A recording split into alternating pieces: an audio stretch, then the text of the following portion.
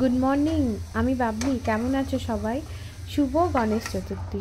আজকে গণেশ চতুর্থী সকাল সকাল একটা ব্লগ শুরু করলাম। এখন বাজে মর্নিং 9:30।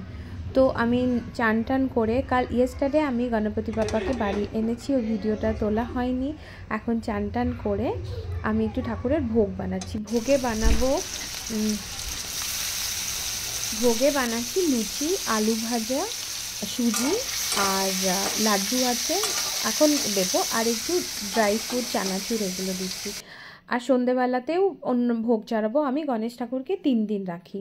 তো আমার ব্যস্ততম লাইফে একটুও টাইম পায় না, আর আমার পুজো করতে খুব ভাল লাগে। যখনই আমি সময় বের করে নিই, পাই না, আমি সব পুজোই করার চেষ্টা করি, আর যতটা সময় পাই ভোগ বানাই, আর একটু করে হলেও বানাই। তো গণেশ ঠাকুরের এই যে দেখো, ছোট্ট কিউট সুন্দর মুখ, দুব্ব দিয়ে মালা করেছি, শুভ একটা পরিয়ে দিল, আর এই যে ছোট্ট করে সাজিয়েছি।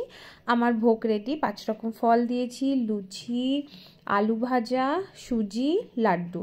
এটা এখন একটার মধ্যে গণেশকে প্রতিষ্ঠা করতে হবে। তো এখন বাজে 12:15, এখন অলমোস্ট সব রেডি। আমার চান হয়ে গেছে। এখনকার পুজোটা আমি শাড়ি পরতে পারলাম না, এখন অনেক টাইম দেরি হয়ে গেছে। সন্ধেবেলা আরতির সময় শাড়ি পরবো। তো এই যে আমার গণেশ ঠাকুর খুব সুন্দর করে সাজানো। এখন আরতি হয়ে গেল। আরতিতে মিউজিক ছিল ব্যাকগ্রাউন্ডে, ওই জন্য আমি ডিলিট করে দিলাম। আরতি করে ঠাকুরকে খেতে দিলাম। খেতে দিয়ে তারপরে আমি আবার সেকেন্ড ভোগের জন্য প্রিপারেশান তৈরি করতে থাকলাম। দেখো কি সুন্দর হয়েছে। আমার গণেশ ঠাকুরকে সুন্দর লাগলে তোমরা প্লিজ লাইক করো। Thank you, bye. চলো এখন করছি সন্ধে আরতি।